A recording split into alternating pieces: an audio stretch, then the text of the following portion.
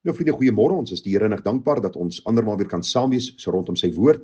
Ek vertrou dat dit goed gaan met u, dat dit goed gaan met u geliefdes en dat u ook in hierdie dag die begeerte sal koester om die Here in alles welbehaaglik te wees. Ag vriende, die Bybel sê vir ons of ons eet of ons drink of wat ook al ons doen, ons moet dit doen van harte asof vir die Here en nie vir mense nie. En mag u en ek deur die Gees gelei word om ook in hierdie dag ons allerbeste te gee vir ons allerhoogste. Ek wil u groet na aanleiding van gister se boodskapie waar ons gepraat het oor die verstopte put van die woord wat ons weer moet oopgrawe. Wil ek vir u lees wat staan in Gesang 306. Woord van God, woord van die lewe, woord vir ewig vas en waar. Woord onfeilbaar en verhewe waarin God hom openbaar. Woord betroubaar, vas en waar, deur miskenning deur gevaar. Wat sou ons dan ooit laat bewe? In die woord het ons die lewe. Vers 4 sê juig dan in die skrifverklaring waaruit God se raadsplan blyk.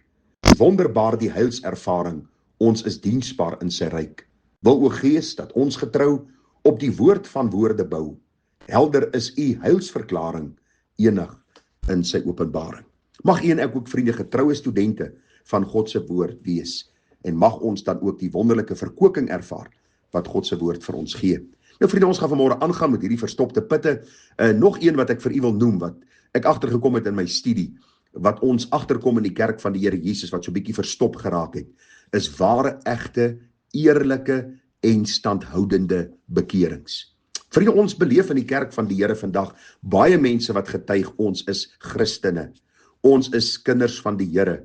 En wat hulle daarby bedoel, weet ons nie altyd nie, want jy sien nie werklik die verandering in hulle lewe nie. Jy sien nie die verandering in hulle denke en hoe hulle praat en hoe hulle optree nie. Die Bybel sê vir ons baie duidelik, vriende, dat as iemand in Christus is, dan is hy 'n nuwe skepsel. Die ou ding het verbygegaan, kyk, alles het nuut geword. En tog lyk my, het die kerk van die Here op die punt gekom, waar hierdie put heeltemal verstop geraak het, en ons wil hom nie eintlik nie oopgrawe nie, want ons wil nie mense ongemaklik maak deur hulle uit te daag oor hulle saligheid nie. En ek wil vanmôre jou kom uitdaag oor jou saligheid. As jy vanmôre bely jy behoort aan die Here, dan vra ek vir jou, hoekom sê jy so? Wat is jou motivering agter dit wat jy sê? Wat is die getuienis in jou siel waarom jy kan sê ek is waarlik kind van die Here? Ek vra nie vir jou het jy Christelik groot geword nie. Ek vra nie vir jou of jy een of ander tyd 'n gebedjie gebid het of toe jy in 'n krisis was, beloof het dat jy die Here sal dien en nou gaan jy so elke nou en dan kerk toe nie. Ek vra nie vir jou gee jy ietsie vir die kerk of 'n barmhartigheidsdiens of is jy deel van 'n uitreikgroep in ons kerk nie. Ek vra vir jou, is jy wedergebore? Het jou lewe verander? Ons praat van bekering 'n 180 grade draai. Het jou hele denkpatroon verander? Is daar 'n liefde vir God? Is daar 'n haat vir sonde? Is daar 'n toewyding aan die Here? Dis waaroor dit gaan. Jesus sê in Matteus 7 vers 13, gaan dan deur die nou poort, want breed is die poort en wyd is die pad wat aan die verderf lei, en daar is baie wat daardeur ingaan. Ek wil vanmôre vir jou vra dat jy baie ernstig sal wees oor jou geestelike heil. Want die Bybel sê vir ons die poort is wyd wat na die hel lei en daar is baie mense daarop. En daar moet ons seker maak dat ons is volgens vers 14 op die nou weg, want die poort is nou en die pad is smal wat na die lewe lei en daar is min wat dit vind. Spreuke 28:13 sê, hy wat sy oortredinge bedek sal nie voorspoedig wees nie, maar hy wat dit bely en laat staan sal barmhartigheid vind. Vriende, dit gryp my aan my hart dat mense bely hulle is weergebore, maar daar's nie 'n verandering in hulle lewe nie. Hulle praat nog dieselfde, hulle dink nog dieselfde, hulle doen nog dieselfde, hulle vriendekring is nog dieselfde, die mense met wie hulle vyandskap het is nog dieselfde, niemand by die werk weet hulle is gered nie, niemand in die buurt weet hulle is gered nie, maar hulle getuig hulle is gered, hulle is op pad hemel toe. Dis nie vir hulle belangrik om in die huis van die Here te wees nie, dis nie vir hulle belangrik om die Bybel te lees nie, dis nie vir hulle belangrik om te bid nie, en tog getuig hulle is gered. Luister vriende, hierdie is 'n verstopte put in die kerk van die Here Jesus. Baie mense word lidmate in 'n gemeente, maar hulle ken nie die Here nie. Daar is geen lewe van heiligheid nie, geen lewe van toewyding nie. As 'n mens die Bybel gaan bestudeer, dan sê die Bybel vir ons die droefheid volgens die wil van God werk 'n onberoulike bekering tot redding, maar die droefheid van die wêreld werk die dood. En ag vriende, dis iets wat vir my baie belangrik is. Want u sien Galasiërs 6:15 sê, want in Christus Jesus het nog die besnydenis, nog die onbesnydenheid enige krag, maar 'n nuwe skepsel.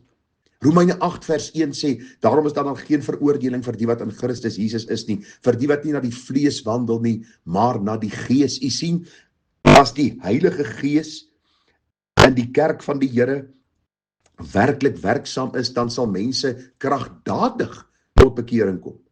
Daar sal 'n vernuwing in hulle harte wees wat sal uitloop op 'n vernuwing in hulle wandel, in hulle optrede, in hulle daaglikse lewe. En daarom is het belangrik dat ons vanmôre die vraag sal vra en sal stil staan by die gedagte. Het hierdie put nie miskien verstop geraak in die kerk van die Here Jesus nie?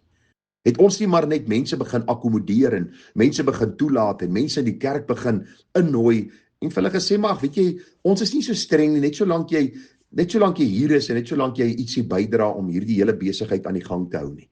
Nee. Die Bybel sê vir ons dat die Vader trek mense na Christus en as iemand in Christus Jesus is, dan is hy of sy 'n nuwe skepsel. Die ou ding het verbygegaan, kyk, alles het nuut geword. Vriende, kyk maar na die deursnee kerk om u. En ek is nie besig vanmôre om klip te gooi nie. Ek is nie vanmôre besig om vinger te wys nie. Ek is nie vanmôre besig om te dink my gemeente is beter as die volgende een nie. Verseker nie, die Here weet wat se nood ons in ons eie gemeente het aan die waarheid en dat mense werklik sal leef volgens die standaard van God se woord. Maar gaan kyk maar in die kerk. Vriende, vandag is dit nie meer snaaks dat 'n homoseksueel op die kansel staan en hy preek en niemand sê iets daaroor nie. Dis nie meer snaaks dat mense wat op kerkrade diens saam bly en daar word basies hoerery gepleeg deur predikante en hulle word maar net geskuif na die volgende gemeente nie. Dis nie meer snaaks om mense wat dronkaards en allerhande boosheid bedryf in die kerk van Jesus te akkommodeer nie. Dis nie meer snaaks om te hoor dat hierdie leenaar wat in die kerk sit wat oneerlike besigheid doen, beroep is as 'n ouderling nie. Vriende, hierdie stories is al hoe meer en al hoe meer wat na vore kom, omdat mense nie meer besef dat die kerk aan Christus behoort. Ons praat nie van die fisiese gebou nie, ons praat van die lidmate. As iemand 'n lidmaat word, moet hy bely, hy behoort aan die hoof van die kerk, Jesus Christus, wat hom met sy bloed gereinig het, en daar is nou 'n nuwe lewe. Dis waarom ons lidmaatskap in die gemeente dan ook gee en waarom mense lidmate word. Daarom pleit ek by jou vanmôre, maak seker dat hierdie put by jou miskien nie verstop is, en dat jy miskien dink jy bou op die rots, maar jy bou eintlik op die sand nie. Vriende, ek sê nie hierdeur ons moet volmaakte mense wees nie, glad nie. Want u sien, die Bybel sê vir ons dat die Here het nie gekom vir volmaakte mense, en hy het gekom vir sondaars, om sondaars te red, en die heiligmakingsproses is lewenslank.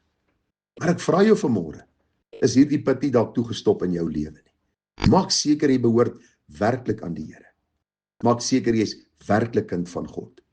En kom ons vra die Here dat hy meer egte, ware, eerlike en standhoudende bekerings in die kerk sal bring, waar die kerk weer as heilige liggaam van Christus sal uitgaan in die donker wêreld om 'n getuie vir ons Here Jesus Christus te wees. Mag die Here genade gee, vriende, mag die Here ons wysheid gee dat ons tog ons harte ondersoek, en mag die Here genade gee dat ons sal uitkom by die antwoord dat Jesus die fontein van lewende water is, dat hy vreugde, blydskap en vrede in ons siele gee.